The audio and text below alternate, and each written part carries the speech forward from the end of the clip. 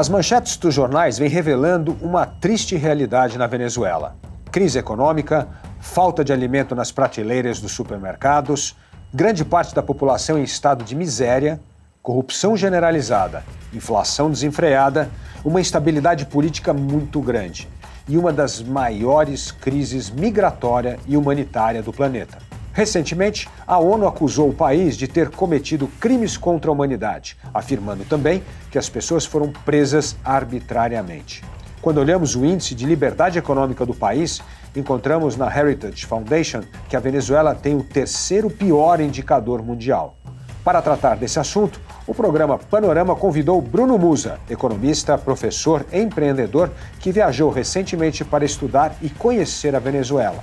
Sua viagem virou documentário na Brasil Paralelo.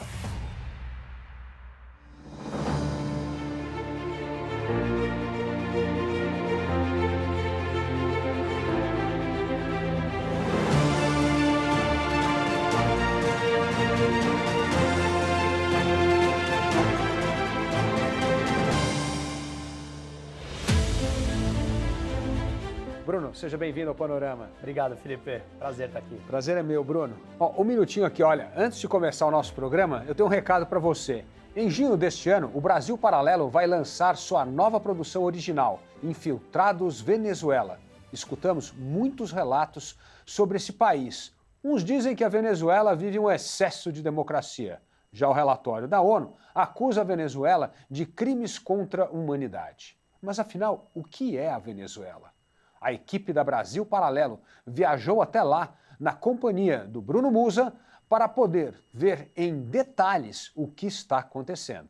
E nessa jornada, eles conheceram pessoas que tiveram de fugir do seu país, ouviram relatos emocionantes e tiveram contato com histórias de vida que vão mudar a sua forma de ver o povo venezuelano. Então, eu tenho um convite. Toque no link da descrição deste vídeo e faça o seu cadastro. Assim, poderemos compartilhar com você cada momento dessa viagem. E prepare-se para o novo original da Brasil Paralelo que está por vir. Fazendo sua inscrição, você receberá todos os detalhes para assistir ao documentário da BP e ainda receberá com exclusividade o diário de viagem de Bruno Musa, no qual ele descreve os desafios que viveu, as histórias emocionantes que viveu em cada momento que passou na Venezuela. O novo original BP, Infiltrados Venezuela, estreia em junho exclusivamente na Brasil Paralelo. Bruno, a gente tem, na verdade, às vezes uma imagem de um país que fica uma fotografia antiga, né? Eu me lembro disso assim, fotos da Venezuela totalmente de desabastecimento, faltava energia em Caracas, só tinha energia metade do tempo. E depois, como lá a informação é muito restrita, não se escuta muito. O que você viu dessa Venezuela, nessa sua peregrinação pelo país, o infiltrado na Venezuela? E o que é verdade e o que é mito nessa imagem que a gente tem congelado um pouco do passado da Venezuela? Felipe, essa é uma das coisas mais legais que eu vivi lá. Foi a terceira vez que eu fui à Venezuela. Eu tinha ido em 2007 e 2009, primeira como turista com a minha família, depois foi em 2009. E realmente o processo de degradação da imagem que eu tinha na cabeça, ela é muito nítida. Mas ao mesmo tempo, o que a gente viveu aqui no Brasil foi que a imprensa noticiava e mostrava várias imagens de escassez, de praticamente uma revolução social, onde pessoas entravam em conflito com a polícia na rua e morreram, uns tomavam tiros e morriam, outros ficavam feridos. Esse panorama que você falou tem uma parte de verdade que eu vivi lá e outra parte já não mais verdade. A parte da escassez de água, de problemas de infraestrutura de iluminação, segue existindo. Então, relatos de que a energia cai constantemente é uma verdade.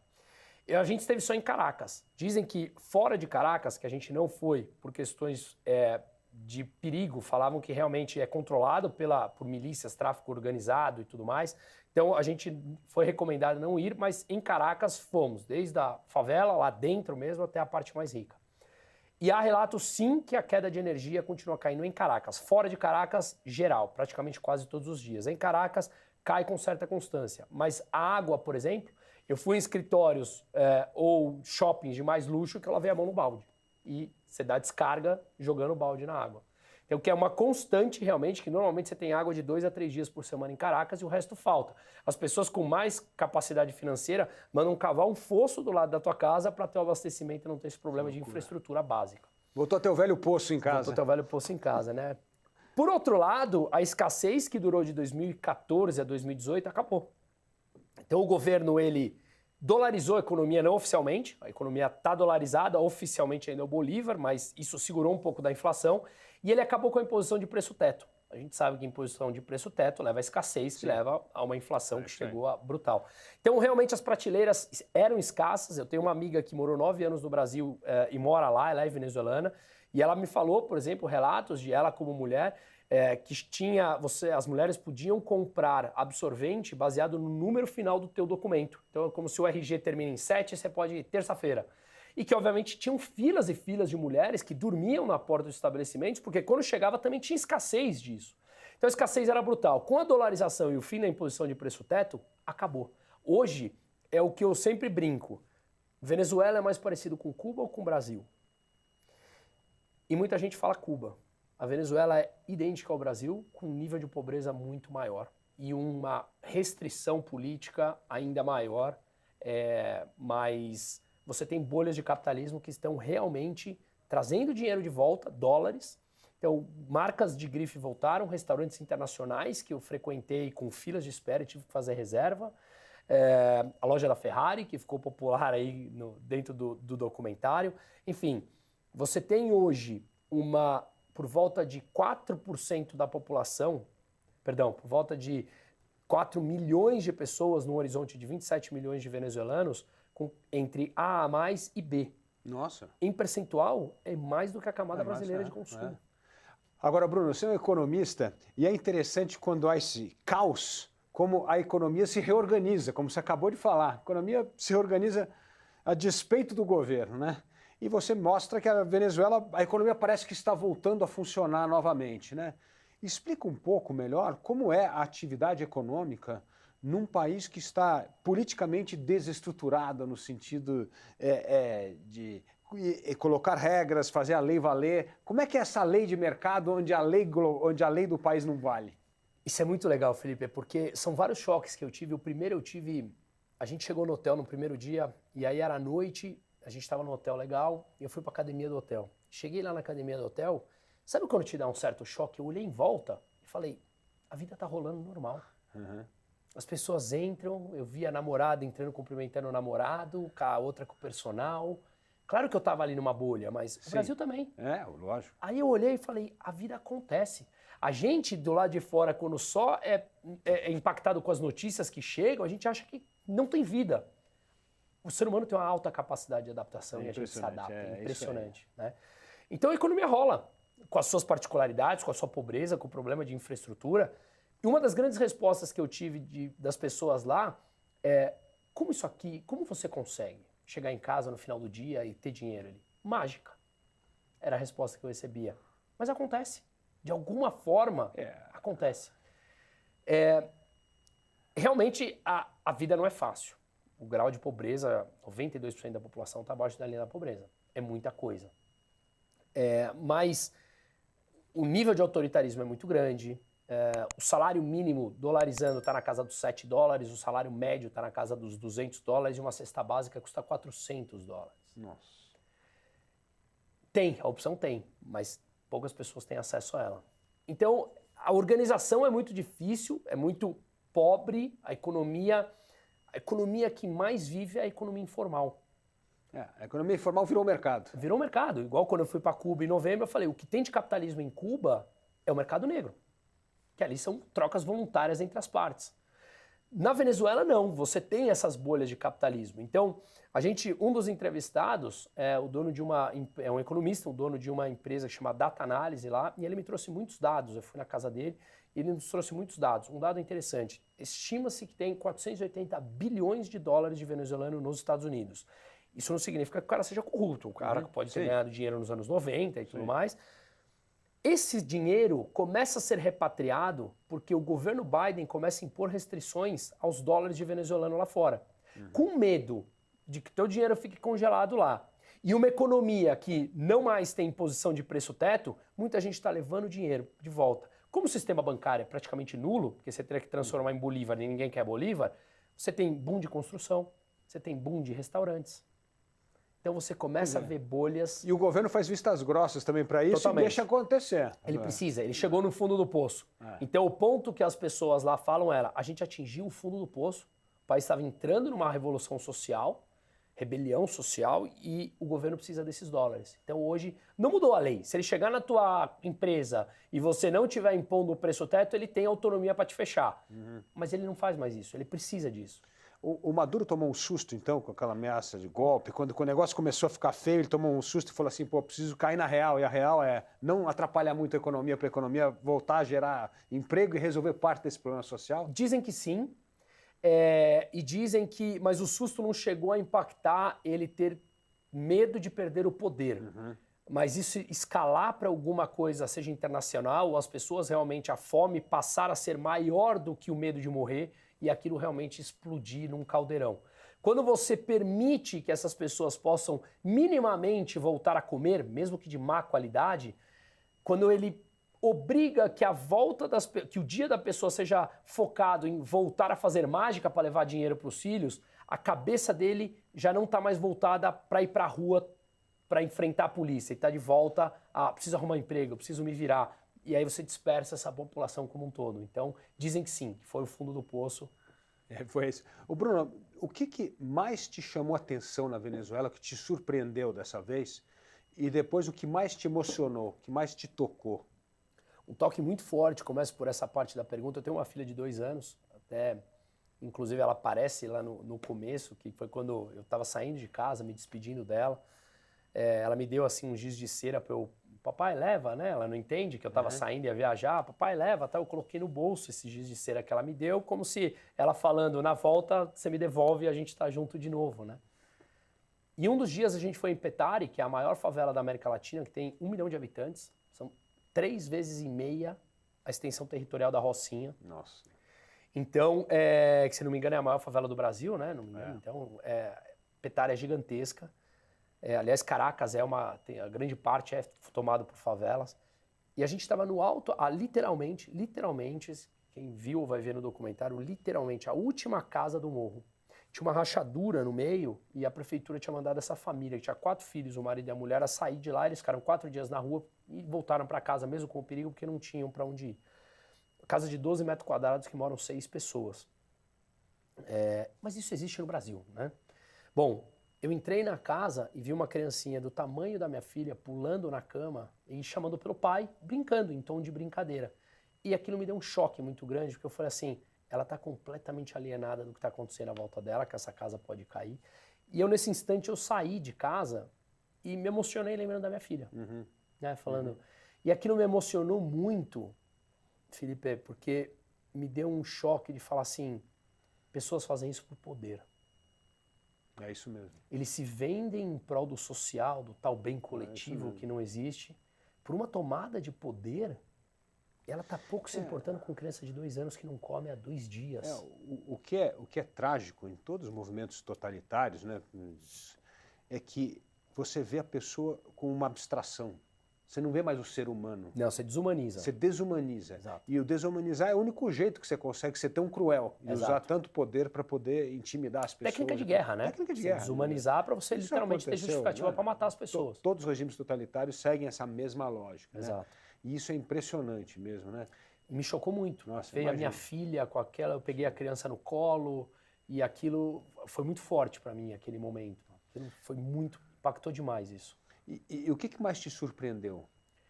A volta dessas bolhas tão pujantes. Um restaurante que eu fui, por exemplo, que é um rooftop de Caracas, assim eles chamam, ou seja, você tinha vista 360 graus num restaurante japonês, onde lá embaixo você tinha Porsche, você tinha Ferrari, você tinha os seguranças dos frequentadores, a gente teve que fazer reserva, e a gente lá de cima era à noite, então você não vê a favela, você vê a iluminação, e aí você vê uma parte sem iluminação, de repente volta, sabe aquela coisa assim, você vê leques ou espaços ali, né, onde não estavam iluminados. Então você vê o problema da infraestrutura, mas de cima e de noite, a vista é bonita, né? Você tá vendo uma cidade de volta, eu olhava em volta comendo comida japonesa, com uma banda tocando, com pessoas vestindo grifes internacionais ali, eu olhava e falava, eu tô em Nova York, eu tô em Miami, ou eu tô, sei lá, numa cidade da Europa, totalmente alheio àquele espaço em volta de quando a gente descia, com problema de rua esburacada, com isso, com aquilo. Eu não estava preparado para isso. Eu não estava preparado. Agora, é interessante isso que você está colocando, que é como as pessoas se adaptam a uma realidade cruel, e não é que é um mês, não, elas já estão assim há muitos anos, né? É. Como é que é o dia a dia, o cotidiano dessas pessoas? É o que você falou, falta água, falta luz, então um faz um poço em casa, o outro deve ter provavelmente gerador em casa, mas como é que é essa adaptabilidade a essas coisas?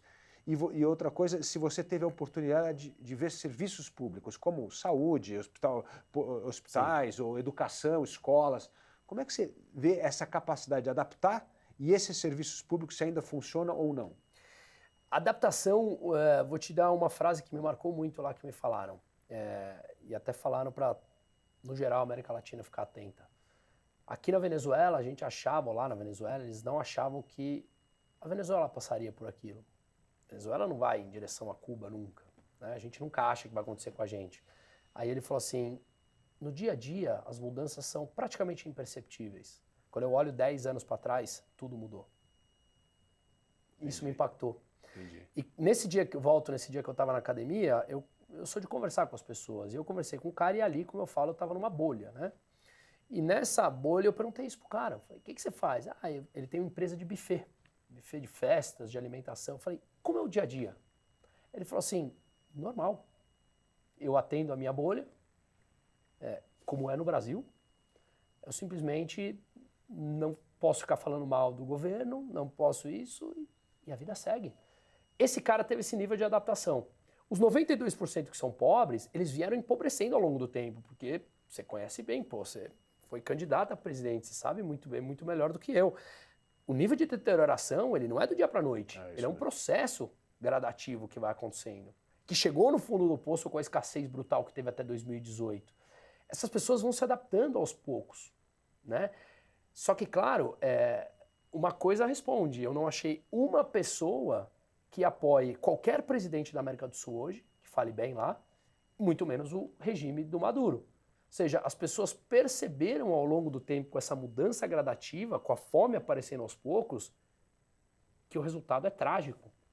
Então a adaptação ela é dolorosa, porque é a conta-gotas. Vão te tirando aos poucos, né? Então você vai tendo tempo para se adaptar com a alta capacidade de adaptação do ser humano. Não significa que você seja feliz, que você goste, que você apoie, mas você precisa sobreviver. Não é todo mundo que consegue, tem capacidade também de fugir.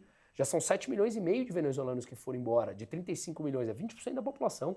E são os mais pobres, esses mais desesperados que estão saindo da Venezuela. São os mais desesperados, que saíram. Agora você tem volta.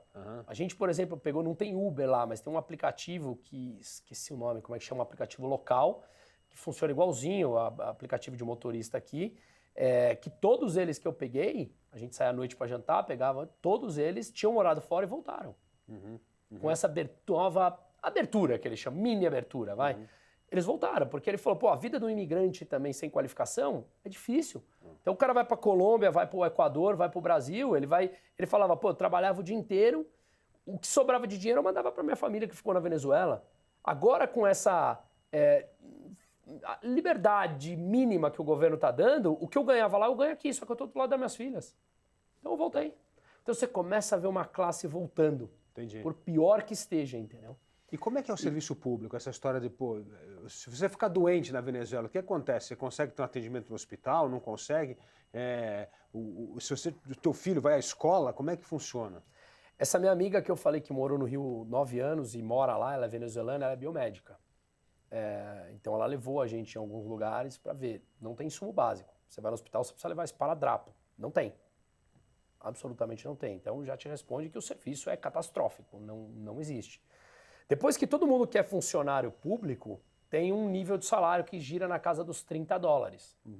Se a cesta básica são $400, você não consegue absolutamente nada. Então a pessoa tem 2, 3, 4, 5 empregos para tentar levar o sustento para casa. A mágica que eu falei. Esse cara, ele não tem o enfermeiro, o médico, como sendo funcionário público, ele não tem condição de vida. Então o atendimento é péssimo. Se ele está num hospital privado e que atende esses privilegiados, igual aqui no Brasil, é outra história. Mas o serviço público praticamente não existe. Não tem insumo básico. E o profissional não quer estar lá. O cara que, por exemplo, nos acompanhou, ele é policial. E ele ganha $30 como policial, ele ficou lá os 10 dias com a gente. Eu falei, mas e aí, você não tem que aparecer? Que nada, meu. Policial. Guarda Nacional Bolivariana. Vive de bico para poder fazer, claro. para ter os $400 aí comprar. O que a gente pagou para ele pelos dias que ele nos acompanhou, 24 horas do dia lá, eram 6 meses de trabalho dele. Então, assim, como é que você vai falar para ele? Não, vai lá ser policial, defender o cara, ele não apoia o governo ainda, sendo que ele está ganhando 6 vezes mais aqui, seja... Agora, uma coisa interessante, né? Anestesiou essa história da política que você falou mesmo, né? E mesmo as pessoas não querem se meter em política para poder cada uma sobreviver ao seu modo, né? Mas essa realidade não muda se não tiver uma orquestração política. E o Guaidó e toda aquela turma da oposição praticamente hoje está sem voz e sem atuação. Finalizando, eu mencionei aqui no começo sobre a água, que a gente teve que lavar a mão, então isso também responde outro problema de infraestrutura básica que supostamente gerida pelo Estado, então caótico, falência total do setor público, né? O Guaidó não é mais benquisto na Venezuela. A gente fez uma entrevista com ele, ficamos 1 hora entrevistando, deu uma exclusiva com a gente. Por que ele não é benquisto? Porque foi depois, como ele foi reconhecido, acho que 64, 65 países como presidente da Venezuela, só que obviamente ele tem todo o aparato armado do regime do Maduro aqui do outro lado, inclusive o exército ao lado do Maduro, ele não conseguiu fazer absolutamente nada. Né? Ele tinha um apoio popular que gerou uma expectativa grande que ele seria a figura da mudança, mas ele não consegue lutar contra um regime completamente armado. Então ele não conseguiu fazer nada de mudanças. A vida das pessoas não mudaram. Então esse economista que eu falei da Data Analysis, ele me mostrou uma pesquisa interessante que eles fizeram. Há 1 ano atrás, o interesse do público, o maior interesse das pessoas na Venezuela era a política com 50% dos votos.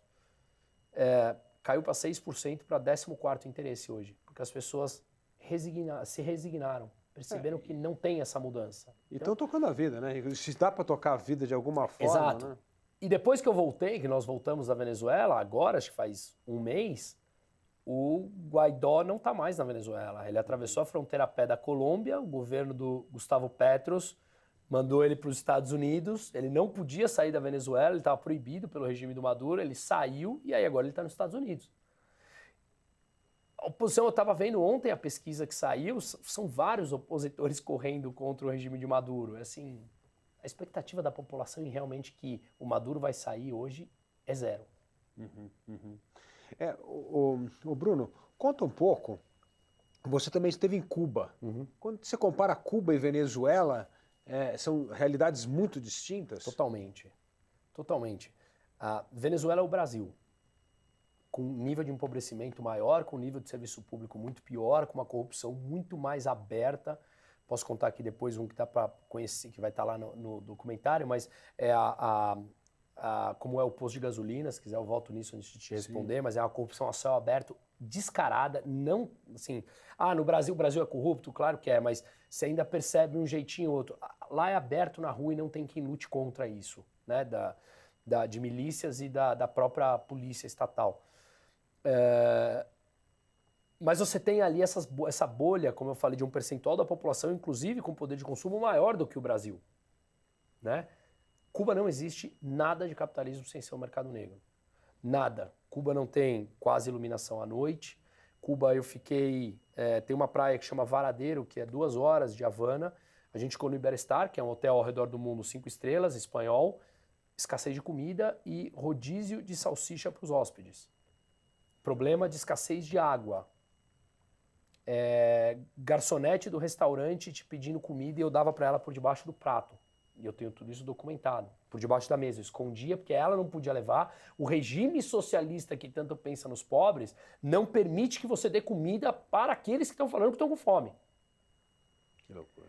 Então, é outro mundo. Sim, Cuba entrou no regime comunista em 59 com a Revolução e o Hugo Chávez entrou no poder em 99. Então, Cuba está 40 anos na frente. Em decadência e em destruição da com sociedade. Muito mais, com um país muito mais fechado do que a Venezuela. A Venezuela teve seu tempo áureo, né? É verdade, não, lógico, a Venezuela foi um mais país, próximo, exatamente, nos anos 90. Exatamente. Né, exportando petróleo, foi um dos maiores produtores de petróleo do mundo. Acho que esse número tá. A Venezuela chegou a produzir 3 milhões de barris de petróleo. Foi um dos países mais ricos da América do Sul. Da América do Sul, com a renda per capita mais alta. Exatamente. Então ela subiu, ela chegou a produzir 3 milhões de barris de petróleo por dia, hoje está produzindo mais ou menos 250 mil barris de petróleo por dia. Então, ou seja, é um país completamente deteriorado, mas está 40 anos depois de Cuba e não chegou a ser completamente fechado como Cuba, assim. Então, é outro mundo, é outro mundo. Cuba, você vê o carro dos anos 50, na Venezuela não, você vê muito Toyota, tudo mais velho, que a reposição de peças é baixa, porque o nível de empobrecimento é muito grande. Cuba não tem nada, Cuba não tem o menor resquício de capitalismo, ou seja, nenhum resquício de desenvolvimento, zero. Então você disse que as manifestações políticas diminuíram, porque a economia de alguma forma está funcionando, né? Isso está deixando as pessoas um pouco mais calmas. A oposição, você falou que apareceram outros líderes, mas também não tem capacidade. Ninguém imagina que o Maduro vai perder o poder. E existe também a impressão de que o mundo está meio repensando a sua relação com a Venezuela também, né? E capaz que isso dê ainda mais fôlego ao Maduro, né? Sim, você vê o Biden, por exemplo, que compra petróleo deles, né? Depois de recriminar, compra o petróleo deles, falava que não ia explorar o Alasca e começa a explorar o Alasca, enfim. A realidade bate a porta, né? Quando o mundo agora, taxa de juros alta, escassez de crédito, secando todo o dinheiro que os governos colocaram na economia que leva a um processo inflacionário dos últimos 40 anos o maior, a realidade bate a porta e a gente tem que buscar o tal equilíbrio, né? O mais próximo do equilíbrio. E aí você começa a ir atrás das suas necessidades. A Europa voltou a consumir petróleo, a China queimar carvão, a realidade, porque o mundo não dá para mudar do dia para a noite. Então sim, talvez sim. Tem um dado importante que te responde isso. A Chevron, americana, de petróleo, voltou para a Venezuela em novembro. Ela tinha ido embora, voltou a operar na Venezuela. A expectativa de receita da Chevron em 2023 com exploração e exportação do petróleo é de 9 bilhões e meio de dólares. Nossa, tá? É mesmo? Na última década, nos últimos 20 anos, o maior ano, o orçamento da Venezuela foi 120 bi. Hoje é 8 bi e meio. Se espera que a Chevron, uma única empresa, tenha receita maior do que o orçamento do país inteiro em 2023. Que loucura, que coisa. Parece a história do Barão de Mauá na época do Império, que tinha uma fortuna maior que o orçamento Estado, brasileiro. Né? Inacreditável, né? Inacreditável. Que loucura. Inacreditável. Mas você vê que voltou. A empresa voltou. Quando ela volta, ela gera emprego, ela gera, né? E a gente teve um surto de imigração de venezuelano para o Brasil muito intenso de uma época. Agora está diminuindo, né? Acho que são mais ou menos 400 venezuelanos que entram por dia. Exatamente. Isso está... Como é que é a impressão que eles têm do Brasil? Se o Brasil é um país acolhedor deles, se não, se trata bem, se trata mal, como é que é a impressão do Brasil na Venezuela? O Brasil é o quinto país de destino dos venezuelanos. Acho que até por questão de todos os outros países em volta falam espanhol, então você tem uma facilidade do idioma, né? A Colômbia é o que mais recebe, são 3,4 milhões de venezuelanos que estão na Colômbia. Mas é o que eu te falei, muitos deles estão voltando. Foi uma coisa interessante. Quando a gente estava no meio da favela, que é onde a maior parte das pessoas tem algum familiar ou amigo que foi embora ou está fora, eles falam, grande parte estão voltando porque todos os países em volta estão seguindo o caminho que a Venezuela trilhou no final dos anos 90.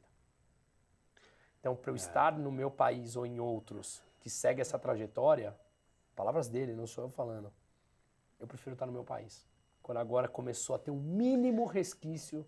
Ou seja, o que você está dizendo é que começa a ter uma ideia de que esses países da América do Sul podem se tornar a Venezuela de amanhã. Ou seja, que existe uma lenta degeneração de tudo, das instituições, do social, da economia e tal, e que isso pode... É quase que você vê num filme, falando assim, o seu país vai virar uma Venezuela no futuro. Eu ouvi demais, assim, os movimentos que eu tenho visto do Brasil são os mesmos que a gente viu. E eu como economista, eu não acho que o Brasil vire Venezuela, não acho que o Brasil vira Cuba, não acho, tá? Por uma série de questões que a gente pode entrar, mas acho que a gente está num caminho de deterioração econômica. Mas eles falaram o seguinte, eu também não achava. O movimento que eu vejo do Brasil me lembra 1999, 2000, 2001 da Venezuela, as primeiras movidas políticas do governo de Hugo Chávez. Não, nós vamos falar sobre isso, mas dando um recado aqui para nossa turma. Ó, em junho deste ano, o Brasil Paralelo vai lançar sua nova produção original, Infiltrados Venezuela. Escutamos muitos relatos sobre esse país. Uns dizem que a Venezuela vive um excesso de democracia. Já o relatório da ONU acusa a Venezuela de crimes contra a humanidade. Mas afinal, o que é a Venezuela? A equipe da Brasil Paralelo viajou até lá, na companhia do Bruno Musa, para poder ver em detalhes o que está acontecendo. Fazendo sua inscrição, você receberá todos os detalhes para assistir ao documentário da BP e ainda receberá com exclusividade o diário de viagem de Bruno Musa, no qual ele descreve os desafios que viveu, as histórias emocionantes que viveu em cada momento que passou na Venezuela. O novo original BP, Infiltrados Venezuela, estreia em junho exclusivamente na Brasil Paralelo. Bruno, esse é um ponto importante, quer dizer, o venezuelano entendendo que não é que o resto da América Latina está bom, pelo contrário, está seguindo mais ou menos a trajetória do que aconteceu na Venezuela. E uma pesquisa recente acabou de sair que a América Latina é o continente em que as pessoas mais querem migrar. Sim. Todo mundo quer ir embora daqui. Como você vê essa comparação, né? Você falou, acabou de dizer que o Brasil não vai virar uma Venezuela, mas a degeneração das instituições do Brasil, do Estado de Direito, está acontecendo num ritmo muito preocupante. São essas mudanças a que ele se referiu. Entendeu? Começa ninguém levar a lei a sério, começa a ter esse poder arbitrário da justiça. É a arbitrariedade que começa a ser um primeiro sinal de degeneração perceptível para um venezuelano. O primeiro ponto que me falaram, e antes que questionem, a Venezuela tem internet normal, lenta, mas você acessa o que você quiser. Desculpa. Então as pessoas estão informadas. Sim, eu tive pessoas na favela me falando sobre Gabriel Boric, presidente do Chile, falando sobre Petros da Colômbia, porque cada um tem seus familiares lá, sim, falando sobre o processo que está acontecendo no Peru, né? Como foi com o Castillo, que sim, foi afastado, sim, enfim, falando sobre os Kirchners, sobre a história do kirchnerismo, sobre o Alberto Fernandes, como ele está agora num processo de deterioração total da economia argentina. Isso para mim foi chocante, porque eu faço trabalho voluntário no Brasil aqui, eu moro no Morumbi, tem a maior favela lá, Paraisópolis, eu faço 7 anos de trabalho voluntário lá e eu não tenho papos tão profundos como eu tive de saber o panorama da América Latina aqui no Brasil como eu tive lá. Talvez pelo processo que eles estão, acabam se informando, sim, mais. Tem, né, sempre um familiar, um amigo, alguém que está morando lá, nesse país. Não é o caso do Brasil. Então, o primeiro passo que eles me falaram não é o econômico, que eles estão vendo essas semelhanças, é a supressão das liberdades individuais, as instituições se juntando numa coisa só,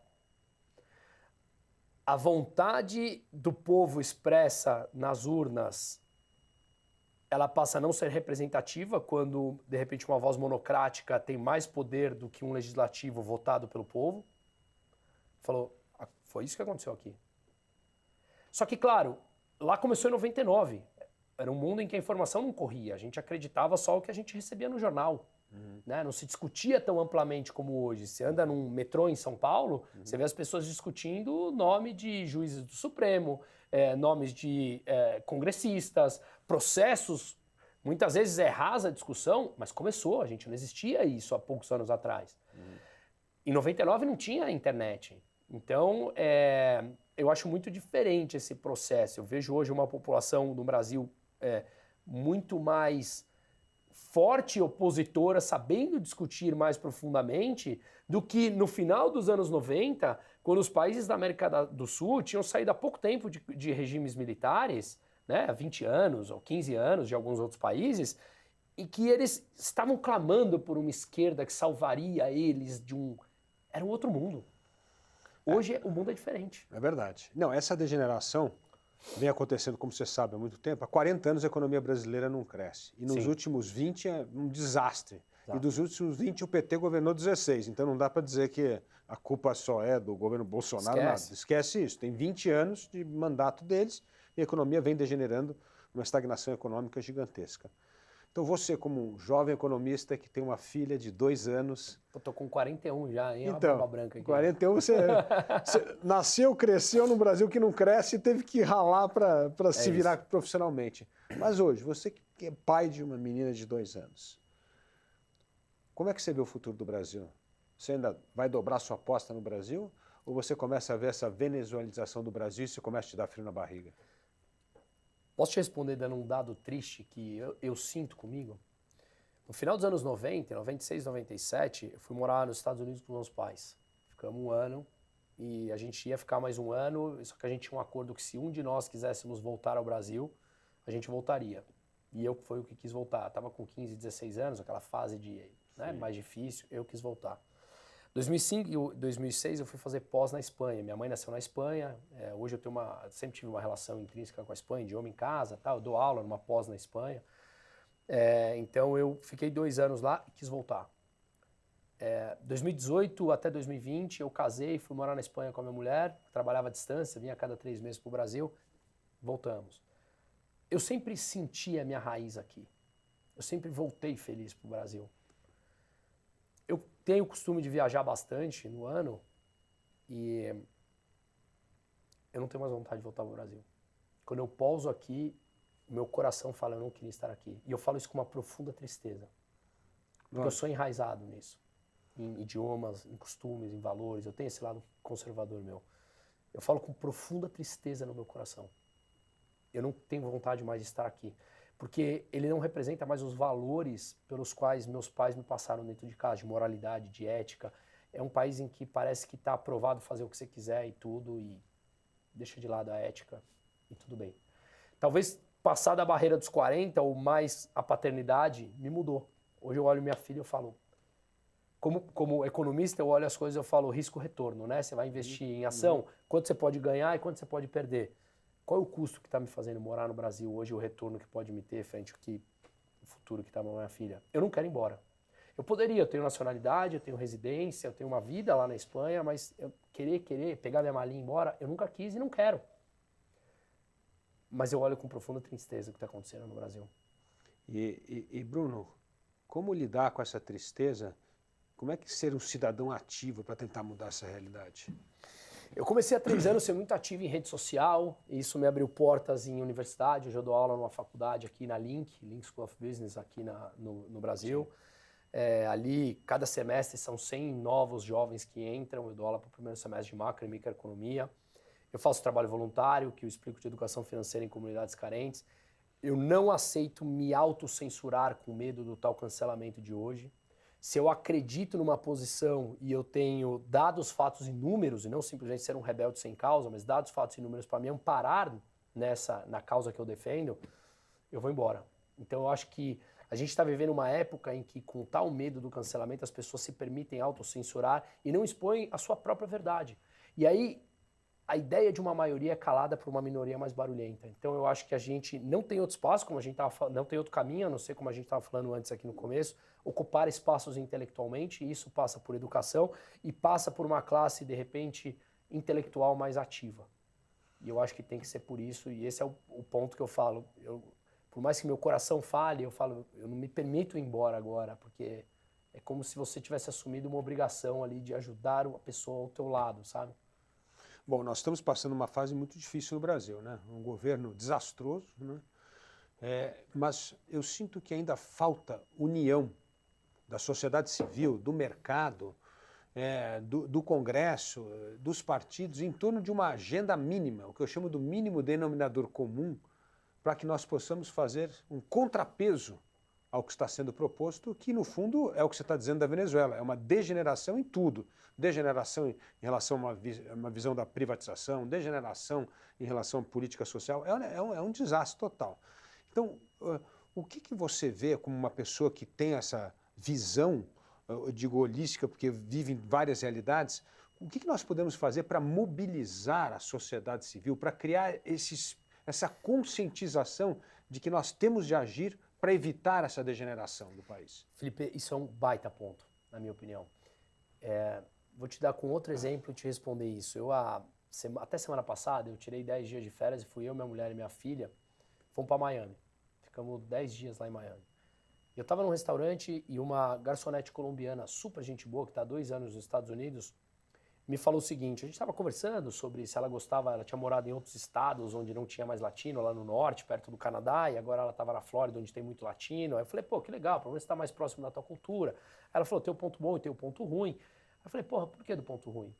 Aí ela apontou para a mesa do lado e o cara tinha chegado de Ferrari, com a família. E ele falou, eu sou muito amiga daquela família, porque ela vem aqui todo dia.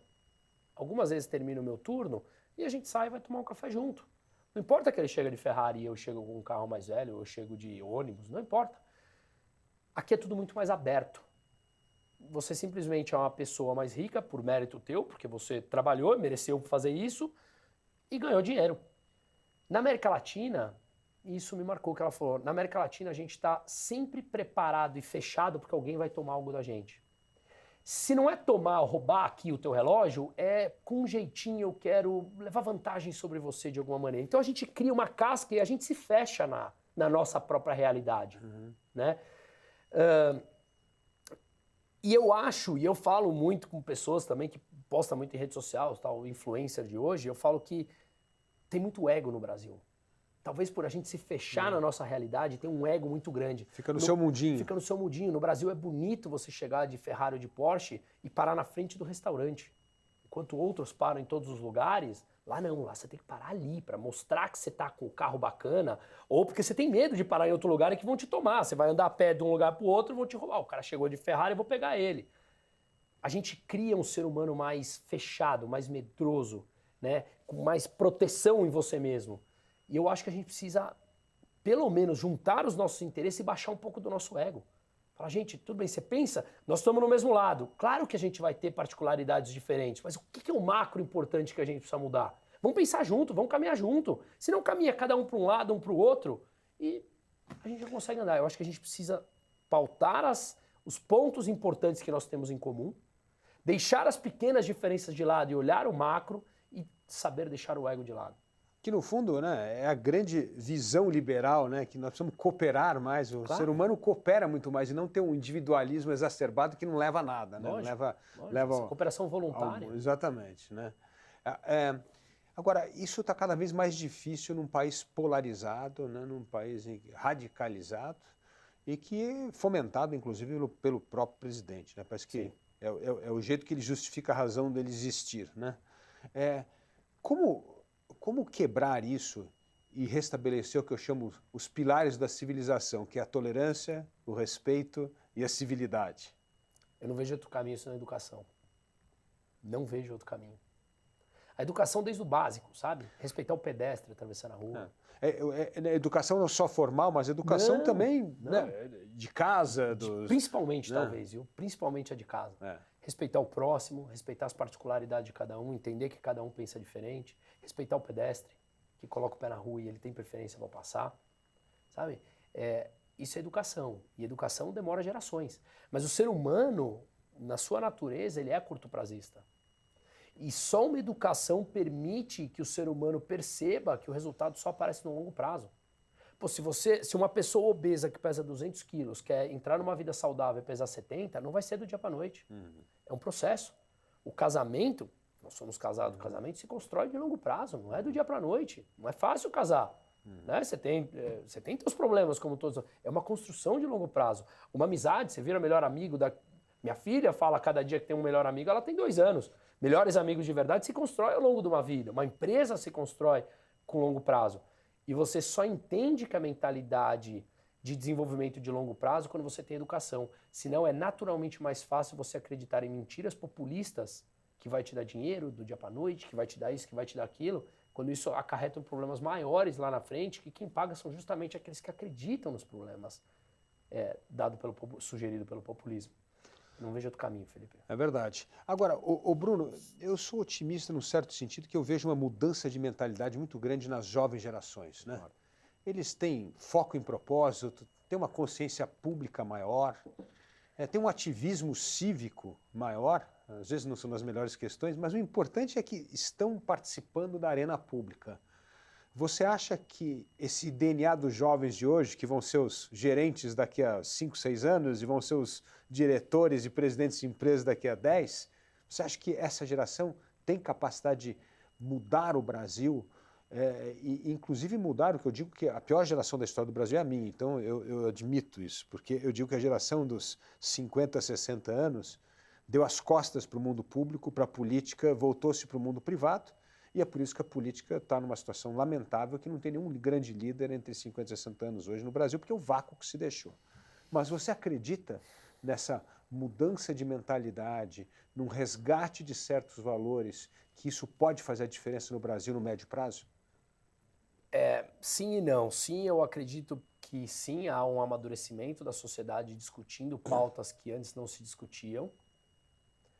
E eu acho que isso é um baita de um avanço, né? Política não se discutia quando eu tinha 15 anos, assim, não era uma discussão na roda do moleque de 15 anos. Hoje você vê discutindo.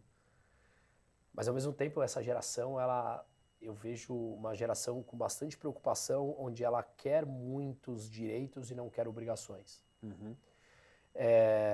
Mas isso é fruto da imaturidade ou do posicionamento? Eu espero que seja da imaturidade. Eu acho que só o tempo dirá, né? Ontem eu voltei da Bahia e eu fui visitar algumas universidades, como eu dou aula que eu gosto de visitar. Eu fui visitar a Universidade Federal da Bahia. Me bateu uma profunda tristeza que tipo de profissional a gente vai conseguir que essas pessoas saiam de lá, né? Um ambiente onde a droga está liberada dentro da faculdade, onde os professores não vão, onde as mesas estão jogadas para um lado e para o outro, simplesmente o aluno vai, o professor não vai, tudo pichado com uma determinada ideologia só. Você não tem aula, você tem militância. Aí eu fiquei pensando, como essas pessoas vão chegar no mercado de trabalho? Tem que reeducar, né? Eu vejo isso em tantos setores, né? Você tem que reeducar, tem que ocupar espaço e tem que reeducá-los, não tem jeito. Então, eu espero que seja um processo de maturidade, como você falou, e quando você cresce, você percebe que determinadas pautas não param mais em pé. Todo mundo passa por isso na adolescência ou no processo de amadurecimento. Eu tenho medo que se uma juventude que a vida inteira exige que alguém dê alguma coisa, o processo de amadurecimento é mais lento. Mas, por outro lado, né, Bruno, a decadência do Estado assistencial, ela já está dada. Porque, assim, nós não conseguimos manter esse Estado assistencialista, nem no Brasil, nem no resto do mundo, Não dá. quando você tem uma mudança demográfica gigantesca, que é o envelhecimento da população, e uma economia crescendo pouco. A conta não fecha. E é o que está acontecendo no Brasil. Toda hora temos que rever gastos com previdência, gastos trabalhistas, os gastos tributários mesmo. Então, enfim, existe uma degeneração de uma ideia de Estado, principalmente uma ideia de Estado da esquerda, que não tem futuro nenhum. E a gente sabe disso. Matematicamente não tem futuro nenhum. Não é uma questão ideológica, é uma questão matemática. A conta não fecha. Isso. No Brasil, como você sabe, a despesa pública cresce muito acima da inflação há muito tempo. Sim. A conta não fecha, né? Então, você não acha que esse choque de realidade, como você falou que teve na Venezuela, interessante que vai acontecer no Brasil. Vai ter um choque de realidade e falar assim, a conta não fecha, né? E uma das coisas que me chama a atenção, você deve ter percebido muito em Paraisópolis, conversando com os jovens, é a veia empreendedora dessa turma. Eles falam assim, o Estado não vai me dar nada. Demais. Então eu quero tomar conta do meu nariz. São conservadores e empreendedores. É isso aí. Então, você não acha que é isso que você vai entender que esse discurso fácil de que o Estado vai me cobrir de benesses não funciona porque não funcionou até agora. O Estado nunca me deu boa educação, nunca me deu boa saúde e, portanto, não vai funcionar. E você vê países desenvolvidos, como a Suécia, por exemplo, diminuindo o tamanho do Estado de bem-estar social. Porque a matemática é uma só. O que eu sempre digo, você pode gostar de uma camisa xadrez, mas 2 mais 2 é 4. Se para você 2 mais 2 não for 4, a gente tem que voltar na discussão, que aí ela é muito mais profunda, né? Eu acho que sim, mas eu acho que passa também pela educação. Vou te dar um exemplo. Na minha casa, a moça que trabalha lá, a gente toma café todo dia junto, né? Eu, minha mulher, minha filha, a gente leva minha filha na escola e ela. E a gente senta na mesa, todo mundo junto fica discutindo.